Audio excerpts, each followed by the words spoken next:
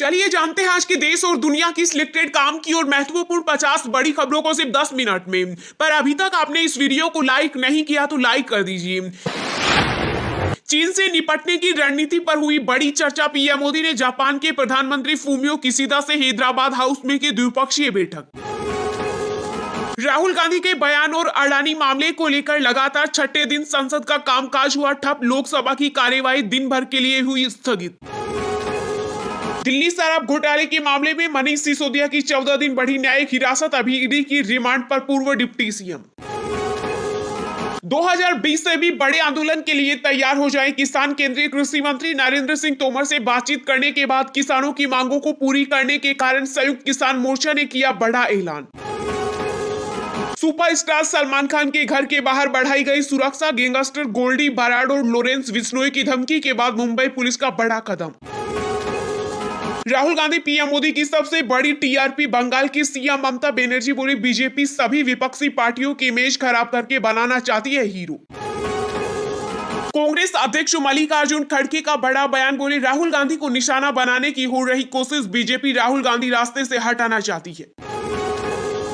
2 साल तक हर महीने 3,000 रुपए बेरोजगारी भत्ता देगी कांग्रेस। कर्नाटक की रैली में बोले राहुल गांधी।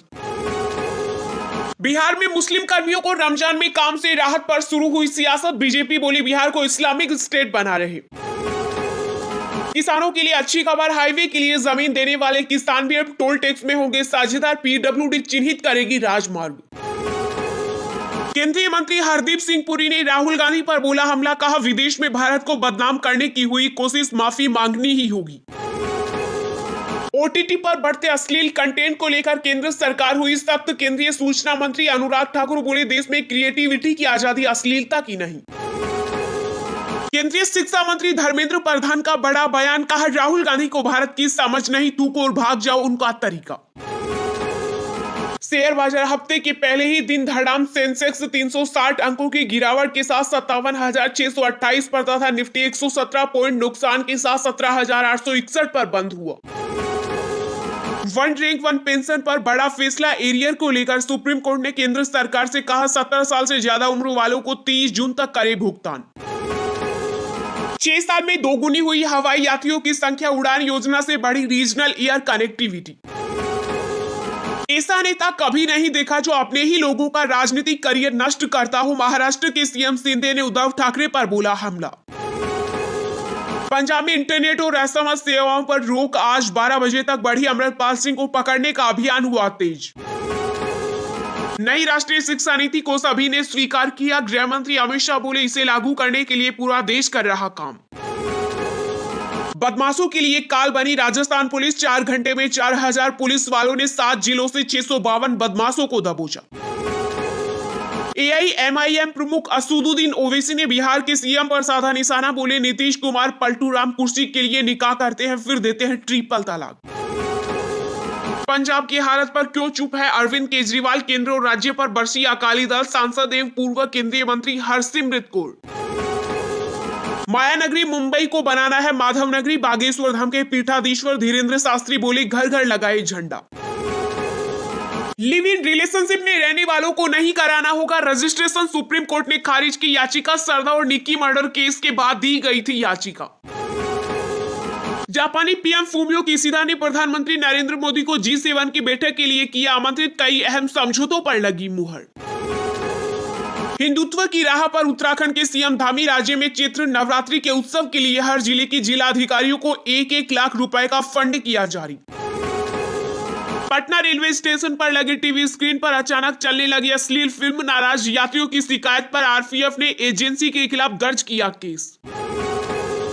दिल्ली में अब 37 excellence school. CM Arvind Kejriwal बोले नामी प्रोजेक्ट स्कूलों में भी ऐसी सुविधाएं नहीं। पीएम मोदी और ममता बनर्जी में हुआ राहुल गांधी की छवि खराब करने का सौदा। कांग्रेस सांसद अधीर रंजन चौधरी ने लगाए गंभीर आरोप। गोल्ड ने बनाया इतिहास। पहली बार सोना 60,000 रुपए प्रति 10 ग्राम के पार पहुंचा। श्रीनगर में बनने जा रहा है सबसे बड़ा वर्ल्ड क्लास मॉल। बुर्ज खलीफा बनाने वाली कंपनी को मिला ठेका। लुलु ग्रुप खोलेगा हाइपर मार्केट। एफडी निवेशकों के लिए बड़ी खुशखबरी। बैंक ऑफ बड़ौदा ने ब्याज दरों में किया इजाफा। अमृतपाल सिंह के चाचा और ड्राइवर ने किया सरेंडर, वारिस पंजाब दे प्रमुख अब भी फरार, पंजाब पुलिस ने कहा अफवाह फैलाने पर होगी कार्रवाई। महंगी हो सकती है बिजली, कोल इंडिया के चेयरमैन प्रमोद अग्रवाल ने कोयले के दाम बढ़ाने के दिए संकेत, बोले जल्द बढ़ सकती है कीमतें। पंजाब में योगी होते तो नहीं होती मूसेवाला की हत्या, पिता बलकौर सिंह बोले योगी सरकार ने गैंगस्टरों को कर दिया खत्म। यूट्यूबर मनीष कश्यप ने जेल जाने से पहले उगले कई राज, दूसरे भी कर रहे थे मदद, तमिलनाडु पुलिस भी मांग सकती है रिमांड। महाराष्ट्र में किसानों की फसल को हुए नुकसान को लेकर विधानसभा में हुआ हंगामा, विपक्षी विधायकों ने किया वॉकआउट। योगी मॉडल की मांग, यूपी की तरह बिहार में भी हो एनकाउंटर, बीजेपी बोली नब्बा वाले दौर में है बिहार। उत्तराखंड में खिलाड़ियों को मिलेगी सरकारी नौकरी, धामी सरकार जल्द जारी कर सकती है आदेश। बीजेपी सांसदों ने लगाए राहुल गांधी माफी मांगों के नारे, लोकसभा राज्यसभा की कार्यवाही स्थगित। यूके में खालिस्तानियों ने भारतीय उच्चायोग में तिरंगे का किया अपमान, भारत ने ब्रिटिश राजनयिक ताला पर जताई नाराजगी। भारत में कोरोना ने फिर बजाई खतरे की घंटी, नए मामलों की संख्या बढ़ी, स्वास्थ्य मंत्रालय ने जारी किए दिशा निर्देश। लोकसभा स्पीकर ओम बिरला ने ठुकराई राहुल गांधी की मांग, लंदन वाले बयान पर मांगी थी संसद में बोलने की इजाजत। भारत का खालिस्तानियों के मुंह पर जोरदार तमाचा, लंदन में इंडियन एम्बेसी पर लगाए विशाल तिरंगा, सोशल मीडिया पर वीडियो हुआ वायरल।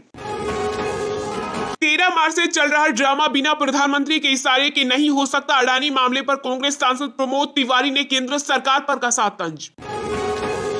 तमिलनाडु सरकार ने वित्तीय वर्ष 2023-24 के लिए पेश किया राज्य का बजट, राजस्व घाटे में आई कमी।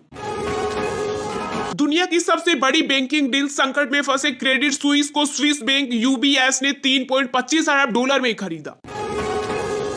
खालिस्तान समर्थक अमृतपाल सिंह के आईएसआई के साथ जुड़े होने के मिले साक्ष्य, पंजाब पुलिस को विदेशी फंडिंग का भी संदेह।